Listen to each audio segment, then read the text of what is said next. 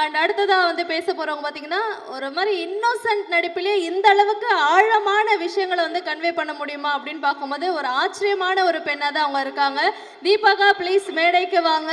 அவங்க நடிக்கிற ஒவ்வொரு கதாபாத்திரமும் ஸ்ட்ராங்காகவும் இருக்கும், அட் த சேம் டைம் அந்த இன்னோசன்ஸ் வந்து குறையாமல் இருக்கும். அதுதான் அவங்களுடைய வெற்றின்னு நினைக்கிறேன். தீபாக்கா இப்போ பேசுவாங்க. வணக்கையா. உலகம் யாவையும் தாம் உளவாக்களும் நிலை பெருத்தலும் நீக்கலும் நீங்களா அழகிலா விளையாட்டுடையார் அவர் தலைவர் அன்னவர்க்கே சரணாங்களே. எல்லாத்துலேயும் ஒரு பாட்டு சொல்லிடுறேன், ஒரு படப்பாட பாட்டு சும்மா ஒப்பிச்சு காமிச்சிட்டேன். உண்மையிலே வந்து ரொம்ப மனிதநேயம் மிக்க ஆட்களோடு நான் இருக்கிறேங்கும் போதே சந்தோஷமாக இருக்குது.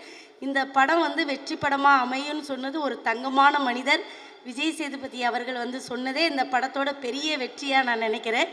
அதனால் கண்டிப்பாக இந்த படத்தோட வெற்றி விழாவில் நம்ம சந்திப்போம்.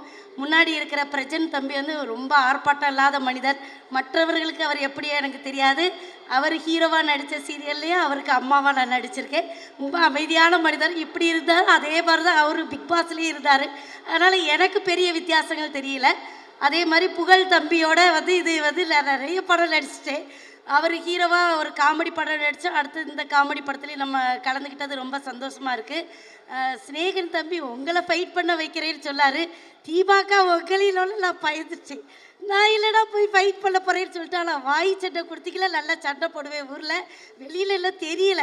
யாராவது கிடைச்சா நான் சண்டை போடும்போது வீடியோ எடுத்து போடுங்க, அப்போ தெரியும் தீபாக்கா இன்னும் இப்படியெல்லாம் பேசுகிறீங்க அப்படின்னு. அதனால் எனக்கு நல்லா சண்டை போட வரும்.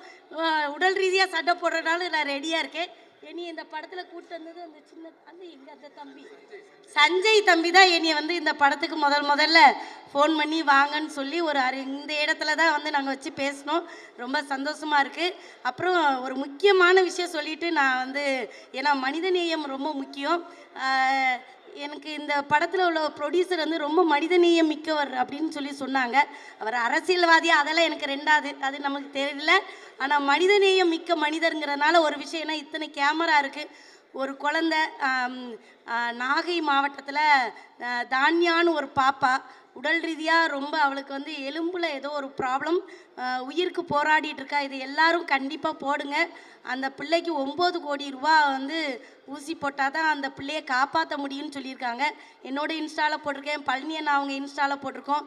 இங்கே இருக்கிற எல்லாருமே அதை போட்டிங்கன்னா அந்த பிள்ளைக்கு வந்து அது மருத்துவத்துக்கு ரொம்ப யூஸ்ஃபுல்லாக இருக்கும்.